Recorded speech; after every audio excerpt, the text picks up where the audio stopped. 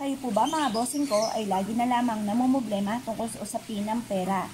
Ako po mga bossing ko ay may share sa inyo na isa sa mga pamamaraan upang sa ganon, instead na kayo ay namumblema tungkol sa usapin ng pera, ay mababago ang takbo ng ating pamumuhay. Bukod sa ating sipag at tiyaga ay mainam na subukan po natin itong gawin. Ito po ay napakasimple pero napaka-epektibo. Basta i-mindset nyo na kayo magiging matagumpay. Simula na ito ng tagumpay at goodbye problema na po kayo. Kung lubog ka sa mga pagkakautang at laging kapag dumarating ang ating mga bayarin ay namumblema at sumasakit ang inyo pong ulo, ay mainam na subukan nyo po ito para mag-goodbye sa problema ka na mga bossing. Ngayon pa mga bossing, kailangan po lang natin ng asin at yan din ang daon ng laurel. Makakatulong po ito upang sa ganon, kayo po mga bossing ko ay magkaroon ng inspirasyon na kayo po'y magiging matagumpay na at lagi kang iaadya nito kung saan lagi kayo suswertihin. Ako po mga bossing ko dati-dati, ni pambili po ng bawang ay wala ako. Nag-o-over the bakod lang po ako sa mga nanay. At nanghihingi po ako ng mga pangrikado, maging mga kamatis at sibuyas. Ako po mga bossing ko ay nag-focus lamang sa aking mga wini-wish. Mula sa aking pong puso at team na panalangin, kung nung binubukan ng aking pong bibig, ay siya rin pong tinatakbo ng aking isipan. At yun po mga bossing ko ay lalo ko pang dinagdagan ang sipag at syaga. Maraming blessing ang dumating na mga hindi ko inaasahan. Dahil simple lang naman po ang aking wini-wish at terrific na swerte naman po ang dumating.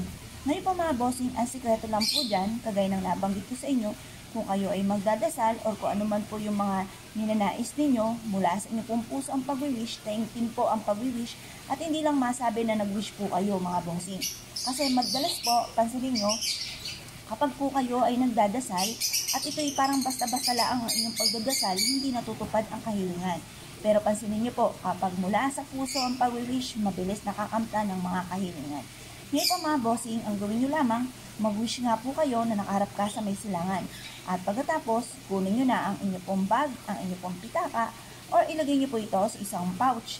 At ito po mga bossing ko ay mag-wish ka ng mula sa inyong pong puso. I-mindset nyo na simula na ito ng tagumpay po ninyo.